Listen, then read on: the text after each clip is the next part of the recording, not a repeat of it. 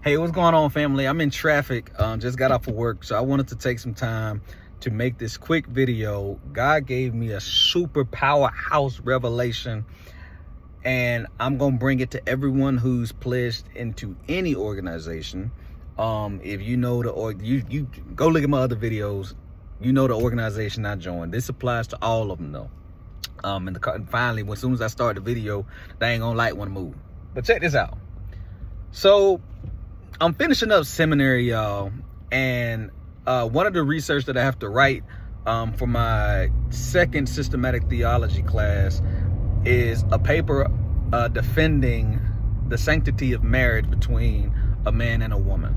Now, you know, I don't want to offend anyone at all who sees this video, but, you know, being a Christian theologian, there are some doctrinal truths about marriage, and it is my job for this assignment to defend those truths or represent those truths, right? So here's the thing. In studying it, you know, I'm a big etymology guy. I want to know, what is marriage? Not just what the definition is, because Merriam-Webster can change some stuff today, but where did the words originate in Hebrew? Where did the word originate? And I'd say Hebrew, stop there for origination, but in Greek, in the classical manifestations of the word. And in doing so, I found something fascinating. So marriage, etymologically, it talks about, you know, a union between a man and a wife, a husband and a wife, a man and a woman. All right, cool, but let's dive deeper. When you study what a marriage is, it points to the word wedlock, right? To be locked in covenant or wedded in covenant. Let's pause. Pivoting from talking about marriage real quick. When you're talking about marriage or wedlock, excuse me, you're talking about a pledge, a vow. So when you pledge yourself to your husband or to your wife, you have entered into wedlock. So when you pledge a fraternity, a sorority, a deity, you have entered into wedlock. Pledge equals wedlock. Hold on, let's reverse it. I want to make sure I'm clear here. I want to make sure I'm clear and driving in this traffic. But check this out. If marriage equals wedlock and wedlock equals pledge, when you pledged into your organization, you entered into wedlock, right? Simple, conditional logic, easy stuff. Now here's the interesting part. Going back to the marriage piece, what else do we hear, or what other word exists when we're talking about marriage? The other word that we hear is matrimony, right? We are now going to get married into holy matrimony. We're going to enter into holy matrimony. That's fascinating, because the word matrimony does still talk about men and husband and wife, man and woman, but it comes from a word mater, M-A with a little asterisk on top of it, T-E-R. Why does that matter? Mater is a derivation word for mother. Hold tight. Hold tight. This is where things get interesting. If enter into holy matrimony is a derivative of being a mother, and I'm about to let you cook real good in I'm about to move some furniture around in your head, Mr. or Mrs. I pledge ABC Fraternity Incorporated, Sorority Incorporated. If a man and a wife enter into holy matrimony, and matrimony means mother, and the Bible teaches that a man shall leave his wife, and he shall, a man shall leave his mother and his father and cling to his wife, and the two shall become one flesh, right? That's book all day long. If the two have become one flesh, a husband and a wife, and they are joined together in holy matrimony, one points back to what the point of marriage is. And again, it holds weight to what wedlock is. When the two join together in holy matrimony, the husband and the wife together become a single mother. They're in holy matrimony. They are consecrated as a mother. Now, Here's the crazy part. Through this consecration of maternity, the question bears, if a husband and a wife becomes a mother, because the job of a mother is to bear children, not the job, but the purpose, the intent of the mother is to bear children, which is why you have a husband and a wife, which, to my point about my research paper, you can't be in a homosexual relationship and be in holy matrimony, because if a husband and wife joined in holy matrimony as a mother, who's the father? Because the job of the father is to beget life. Now, when I say father, I'm not talking about the male parent of this holy matrimony. Who is the father? The Bible teaches that God is the father, because God is the source, the one who begets life. Trust me, if you stick with me, we're going to get back to your pledge process, bro, sis. So we understand that holy matrimony means mother, husband, wife joined together. They are now one mother. We understand now that God is the father, and God allows that husband and wife to bear children as a single mother unit. But hold up, we got to matrimony through wedlock. Let's go back to your pledge process. When you join into your organization and you entered into wedlock, some of your organizations even say you have to be birthed into the organization. Some of your organization consider it the mother that just out and open. You the son of somebody. Some of y'all line names was not y'all line name, but y'all, you know what I'm talking about. The seven sons of hellhounds, or the seven sons or the seven daughters of the dynasty pyramid. I don't know. I'm getting creative. Point is, if you pledge, you entered into wedlock. If you entered into wedlock, you entered into matrimony. If you entered into matrimony, somebody is the mother between you two, the organization, and you, Mr. or Mrs. Pledge. Here's the question. Same question.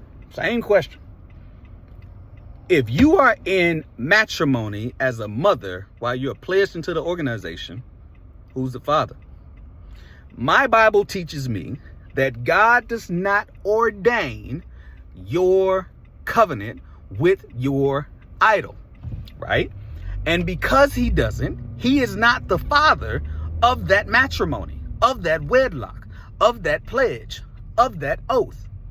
And because he is not the father, my Bible also teaches me that there are some people who are of their father, lowercase f, the devil. Let that cook real good in your spirit. I just want to make sure that whoever needs to hear this, hears this. You know, to that point, I spoke to some theologians, and I want to be completely transparent with y'all.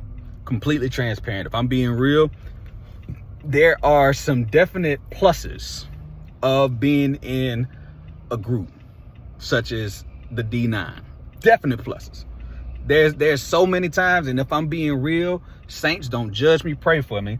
If you see a bruh set out a mean hop, I'm talking about a bruh that just like cream. It still has some evocative effects, right? It still has some things that make that compelled me to want to join in the first place. Friendship truly is essential to the soul. That's 100% fact. Bible teach that, not in them words, but the Bible teach that. That's true. It's just void of the truth. My point behind bringing that up, y'all, is this. You got to really take inventory of what you did. When I talk to these theologians, man, they asked me a powerful question. They said, Tim, where do you draw the line between the symbolic and the reality? And that, again, I'm an etymology guy. I ain't gonna break this one all the way down because I'm at 10 minutes. But words create worlds. So I'm like, symbol, what does that mean? And essentially what it comes down to, when you think about something as a symbol is, it's a representation of something. So if the organization has anything that's symbolic of something, the symbol is the representation of the source of that thing. So when the organizations use scripture fraudulently, when the organizations use whatever and call it symbolic, that symbol is reality. So when you ask me, Mr. Theologian, when you ask yourself, brother so-and-so, sister so-and-so, calling yourself Christian in these organizations, where is the line between the symbolic and the reality? I would submit to you that reality is spirituality. That which is done in spirit, that which is unseen, is reality. And the sooner you can see that, you can stop looking at how much good you're doing in your community. Satan comes as an angel of light. Heck, I even had a lady, shout out to you if you're watching this video, and I ended on this. I had a lady say, I was talking about how, you know, the positives of the fraternity. I want to be objective. There's a bunch of positives. I can see why bros stay. Yeah, I get it. And I was like, bro, the frats really do have wisdom. It is ancient wisdom. Now, if you understand how deep that sentence goes, so be it. But we'll stay on the surface for now. These organizations really do have ancient wisdom. Call it what it is. The truth is the truth. She goes, oh, that ain't no wisdom. That's ignorance. And you still got that in your spirit. You need to be delivered. You need some shanana, right? You need some shanana. You need some oil and like, bro, deliverance means to escape, by the way, ladies and gentlemen. But anyways, she says, hey, it ain't wisdom. It is deception. It's ignorance. And it's lies. And I was like, well, how you figure that?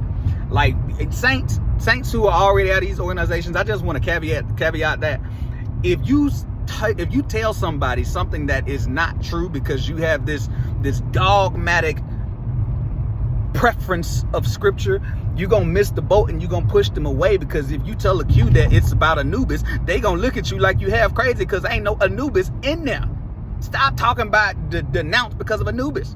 Anubis ain't there. You try to get a Q out of the frat, trying to witness to him about Anubis, you gonna push him to become the bacillus, grand bacillus. But anyways, I'm ranting. I gotta go. The sister says, excuse me, hey, you know, the frats, the sororities, D9, they're giving you lies because Satan is the father of all lies. There's no truth in him. Ma'am, saints who believe that, your heart's in the right place, but you are ill prepared. What do I mean? That scripture is true, but the problem is it collapses on itself because one, actually, let's just look at it. Satan is the father of all lies and there's no truth in him. I bet. There's this deity that we have dedicated our life to. He is the way. He is literally the truth. He is literally the life. He's not just God. He's the breath in my lungs right now. He is consciousness. He became man so that I could be saved. He became man so that you could be saved. He bore the sins of all of our iniquity on the cross and all the things. But before he got there, right, he had to be tempted in the wilderness. When he got there to be tempted in the wilderness, there was this deity that is known as the opposer or the accuser. And he asked him some very pointed and strategic questions to get him to do things adverse to our salvation. Now, here's the thing. He responded every time with, it is written, it is written, it is written. Satan said, man, that dude is crafty. Man, Jesus the Christ is crafty. He know that book. He is that book. And because he is that book, he had to do something subtle. He gave him scripture to try to get him to do the things that would guarantee you and I and everybody in the D9 and everybody in the church and everybody, period, to guarantee our perdition. But see, we serve a good God. We serve a good God. But the point is, I'm ranting, I'm preaching now. Point is, Satan used scripture to try to tempt God incarnate. And because he used scripture, when he used that scripture, did the scripture stop being true? Ask yourself that. Was the scripture not true when it came from the lips of the Satan? Was it? Did it? No, the scripture is true. It's God breathed. Good for teaching, good for reproach. Come on, the pastoral epistles.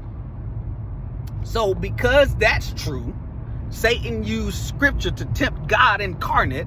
He can say things that are the absolute truth, but when he uses them, he's not doing it with sincerity. When he uses them, he's not being genuine in his approach. He can tell you something that is true, but lead you astray. This is what, let's go back to that scriptures. Satan is the father of all lies, and there's no truth in him. If you study that word truth, it means sincerity. Satan is the father of, God bless you. God bless you. God be with them. Satan is the father of all lies, and there is no sincerity in him. So, I'm ranting. Point is, I hope this video bless y'all. Do your research. Look at what you say. Words and education and faith. That's, you know what? Words, education, and faith. That's what I sum it up to. If you stuck in that organization and you looking at this video saying, bro, that bro, blah, blah, blah, bro, you cat, bro. Man, you should see some of the comments some of these bros be putting on my video. Stop giving me bro colloquialisms and go look at the dang on words yourself, bro.